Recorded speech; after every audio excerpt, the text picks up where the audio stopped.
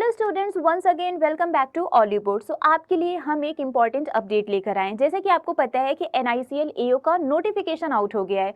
उस दिन short notification आया था, देन हमने आपको इन्फॉर्म किया था। आज जब फुल नोटिफिकेशन आया तब भी हमने आपको इन्फॉर्म किया। अब नोटिफिकेशन आ गया, ये तो हमें पता चल गया। अब बारी किसकी है? प्रिपरेशन की, कि हम प्रिपरेशन कैसे करें। तो जब भी हम कोई एग्जाम देने जाते हैं तो सबसे पहले हमें पता होना चाहिए कि हमें उस एग्जाम में मिनिमम कितने मार्क्स अटेम्प्ट करने हैं, मतलब कितने क्वेश्चंस अटेम्प्ट करने हैं, मिनिमम कितने मार्क्स का टारगेट बना के लेके जाना है। तो उसके लिए जरूरी क्या है? जरूरी ये है कि हमें पता हो कि जो लास्ट ईयर में एग्जाम हुआ था उसमें कट ऑफ कितनी गई थी, या फिर एक जो ट्रेंड है कट ऑफ का वो क्या है। ठीक है, तो उससे हमें एक आइडिया मिल जाएगा कि जब हम एग्जाम देने जाएंगे तो हमें मिनिमम कितने क्वेश्चन करने ही है। बहुत सारे फैक्टर्स होते हैं जो डिपेंड करता है कि कट ऑफ कितने जाएंगे, बट फिर भी हमें एक आइडिया होना चाहिए।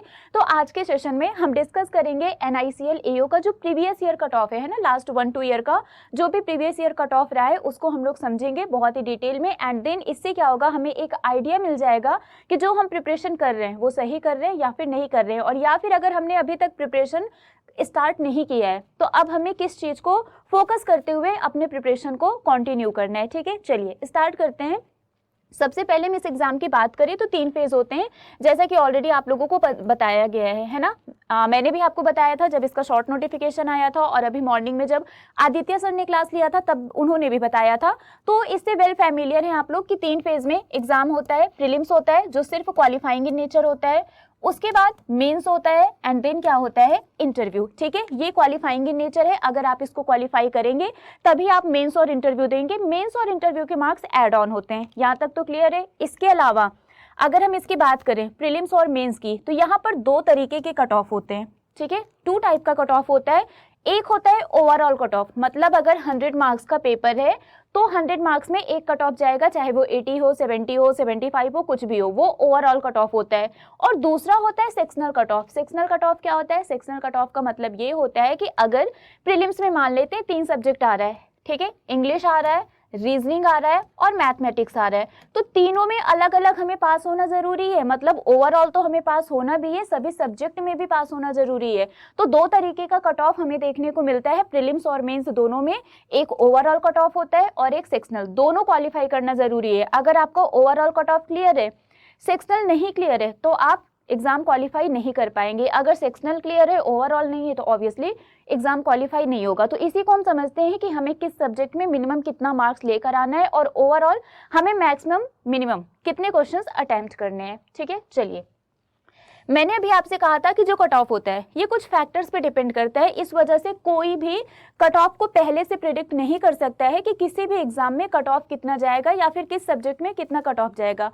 कट ऑफ डिपेंड किस पे करता है?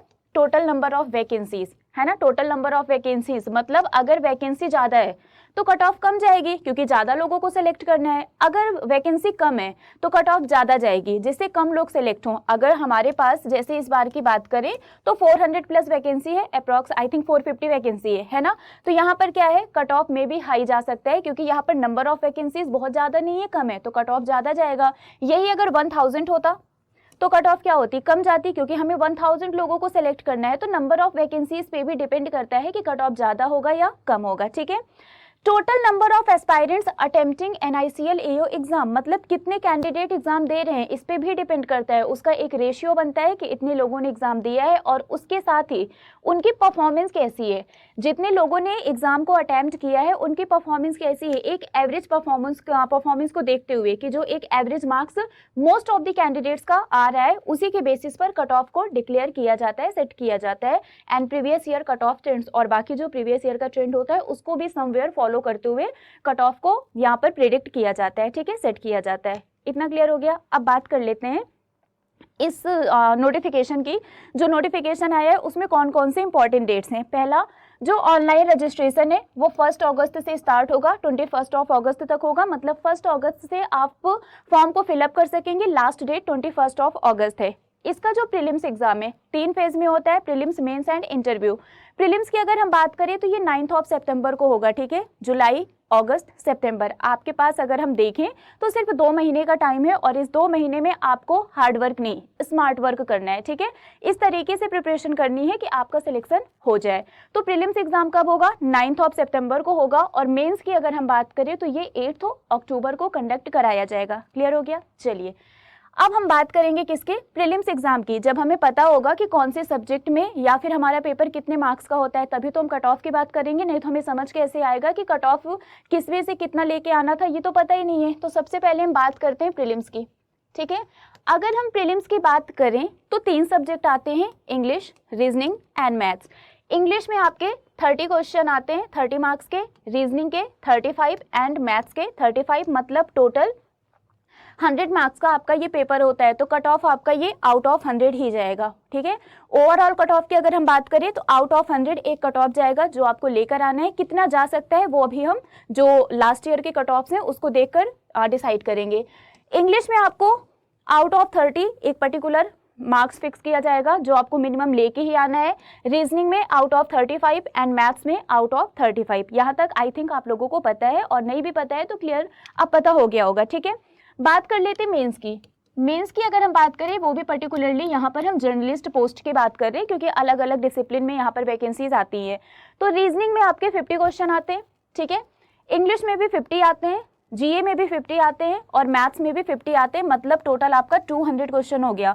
तो आउट ऑफ 200 आपको एक मार्क्स लेकर आना पड़ेगा और अलग अलग जो सब्जेक्ट है उसमें भी आउट ऑफ 50 कुछ एक मार्क्स आपको लेकर आना पड़ेगा, जो भी कट ऑफ जाएगा मिनिमम। हमें नहीं पता होगा कि कितना कट ऑफ जाएगा इस बार, बट पहले के अगर हम ट्रेंड को देखें तो हमें एक आइडिया तो होगा ना कि मिनिमम इतना तो करना ही है।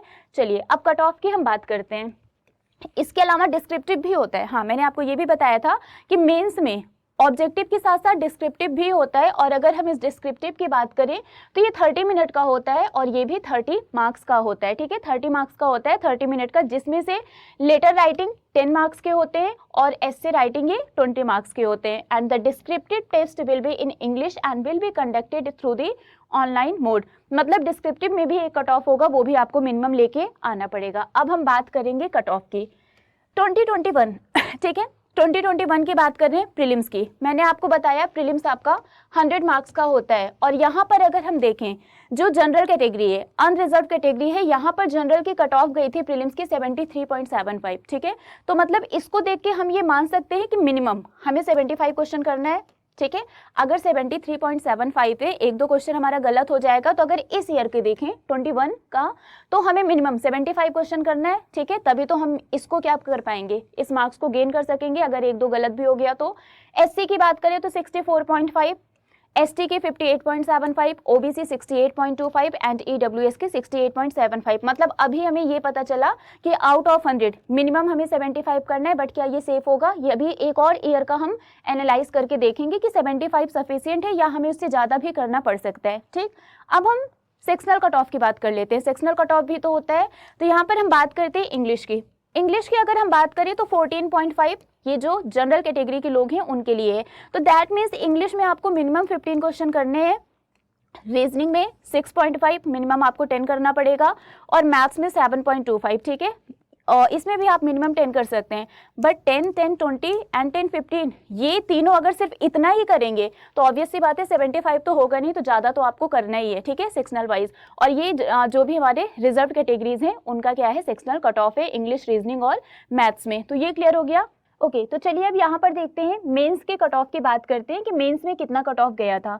मेंस की अगर हम बात करें, यहाँ पर जो ऑब्जेक्टिव पेपर होता था, पहले हम कैटेगरी वाइज देखेंगे। यहाँ पर जो अनरिजर्व कैटेगरी है, मतलब जो जनरल कैटेगरी है, इसमें मार्क्स ये हैं 100.75। दैट मीन्स हमें मेंस में मिनिमम 100 क्वेश्चंस करने हैं, मिनिमम 100 नहीं, एक्चुअल में हमें 100 प्लस क्वेश्चंस अटेम्प्ट करने पड़ेंगे अगर हमें मेंस क्वालिफाई करना है तो यहाँ पर अनरिजर्व में 100.75 है, एससी में 71.75, एसटी में 70.75, ओबीसी में 70.75 एंड ईडब्ल्यूएस में 74.75 है। तो ये अनरिजर्व में 100.75 गया है, तो मतलब मिनिमम हमें 100 प्लस करना पड़ेगा मेंस एग्जाम में। क्लियर हो गया। चलिए अब यहाँ पर बात करते हैं 2018 की। हमने 2021 का देखा, अब हम 2018 की बात करते हैं। अनरिजर्व कैटेगरी की बात करें, वो भी हम बात करेंगे जर्नलिस्ट की, जो form most of the candidates fill up करते हैं इस डिसिप्लिन से। तो जर्नलिस्ट की जो कट ऑफ गई है वहां पर ये 80.25 गई है, तभी हमने देखा था कि मिनिमम हमें 75 करना है, बट इसको देख के हमें लग रहा है कि नहीं, प्रीलिम्स एग्जाम में हमें 80 प्लस क्वेश्चन तो करना पड़ेगा, ठीक है।